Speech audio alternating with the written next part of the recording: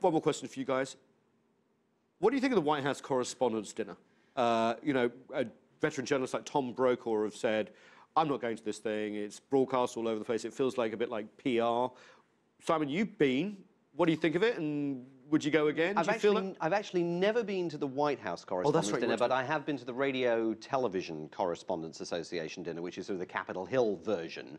And I have to say, I decided several years ago that I wasn't going to continue attending. I'm hewing more to the Tom Brokaw view of this, although I've got very good friends who are very involved in producing events all that weekend, and I have no major ethical issue with people who go. I just worry that I'm not entirely sure we should be rubbing shoulders socially with the people that we're supposed to be covering. Richard, is the line blurred here in Washington between PR and news gathering, especially with these dinners?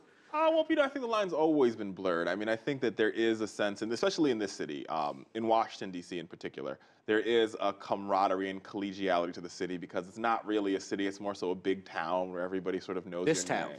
Yeah.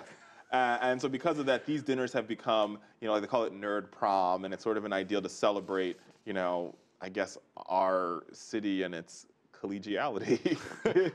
Well, let's take a real-life example. Alan Greenspan, former Federal Reserve Chairman, is married to Andrea Mitchell, very famous NBC, now MSNBC journalist. Is there a problem with that relationship, for example? I'm not part of their marital conversations, Nathan, but I have professionally.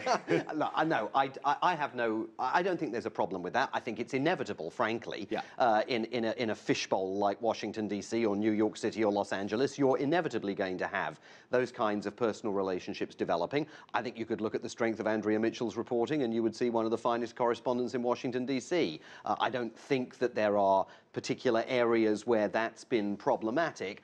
I do think, however, that it is emblematic of the fact that there is an elite at work here, which goes back to this issue of, you know, how much money you're paying some of these television anchors. I mean, there is an elite that is not entirely in touch with the people that we as journalists are supposed to be representing. I'm not accusing Andrea of being out of touch at all. I'm just saying that there is a risk of that elite developing. Richard, there's an elite out there that... I agree. I completely agree. I think that there is this sense of new, you know, this Washington, or whether it be American or whatever you want to call this level, this sheer sort of cream of the crop eliteness, which causes relationships with like Andrea Mitchell and Alan Greenspan to spur, and because they live in this small social ring of quote unquote power brokers.